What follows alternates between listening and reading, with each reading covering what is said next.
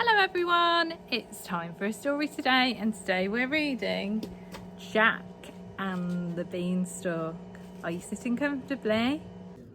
Once upon a time there was a widow who had a lazy son called Jack. They lived together in a tiny cottage. Jack and his mother were very poor, and as time went on they became poorer and poorer while Jack grew lazier and lazier. Soon Jack and his mother were so poor that all they had left in the world was one cow.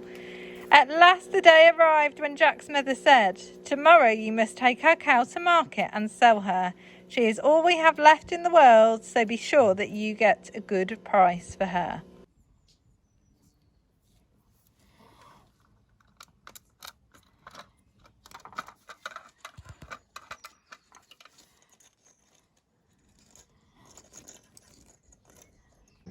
The next day, Jack set off for market.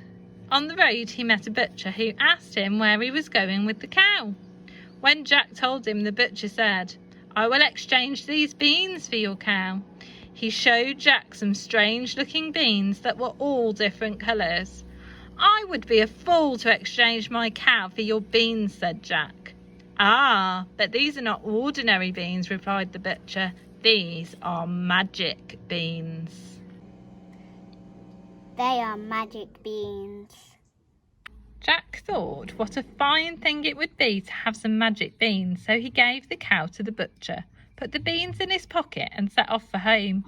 "Look, mother," cried Jack, "I have exchanged our cow for these magic beans."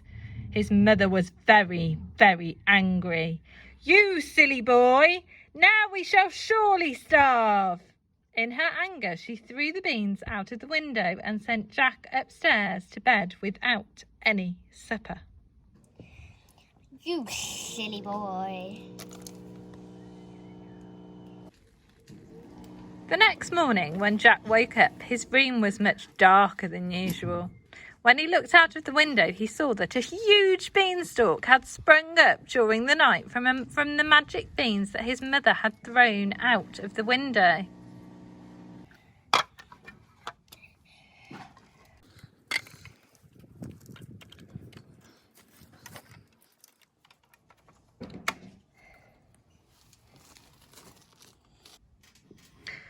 Jack ran outside and immediately began to climb the beanstalk. He climbed and climbed, but whenever he looked up, the top of the beanstalk still stretched upwards out of sight.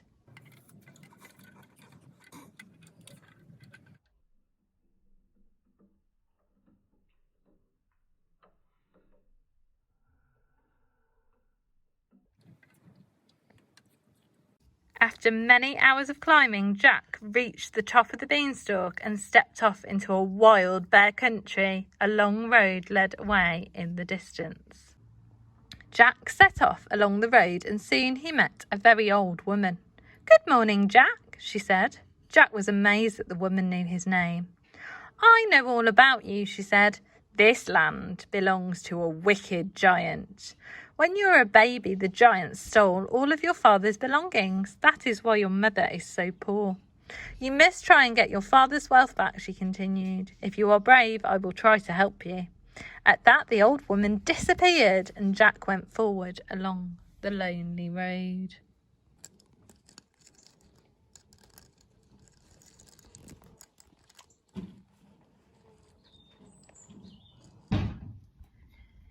Towards evening, Jack came to a castle. He knocked at the great door and a woman opened it. "I am tired and hungry," said Jack. "Please can you give me some supper and a bed for the night?"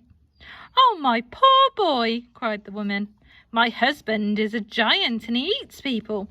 He would be sure to find you and eat you for his supper."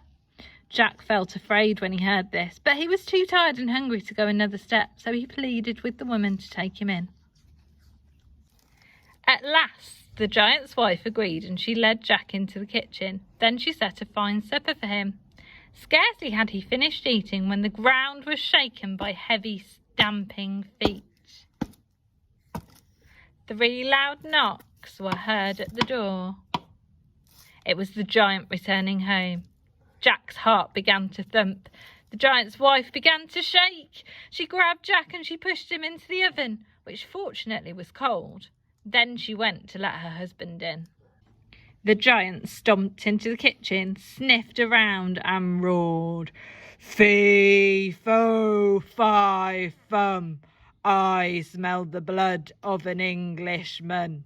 Be he alive or be he dead, I'll grind his bones to make my bread." "Nonsense," said the giant's wife, "you are dreaming." And she set an enormous meal on the table before him. As the giant was hungry, he sniffed no more but sat down to eat. Jack peeped at the door through a crack in the oven door. He was astonished to see how much the giant ate. When the giant had finished his meal, he shouted to his wife, "Bring me my hen." His wife brought the hen and went off to bed. "Lay," shouted the giant, whereupon the hen laid a golden egg. "Another," roared the giant, and the hen laid another. Again and again, in a voice of thunder, the giant shouted, "Lay." Soon there were 12 golden eggs on the table.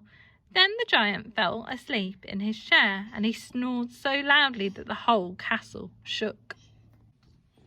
As soon as Jack heard the snores of the giant, he crept out of the oven, seized the hen, and tiptoed out of the castle. Then he set off running along the road as fast as he ever could. On and on he ran until he came to the top of the beanstalk. He climbed down quickly and took the wonderful hen to his poor mother.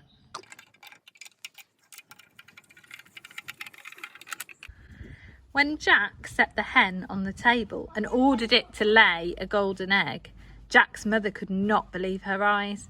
"Now our worries are over," she said. To be continued.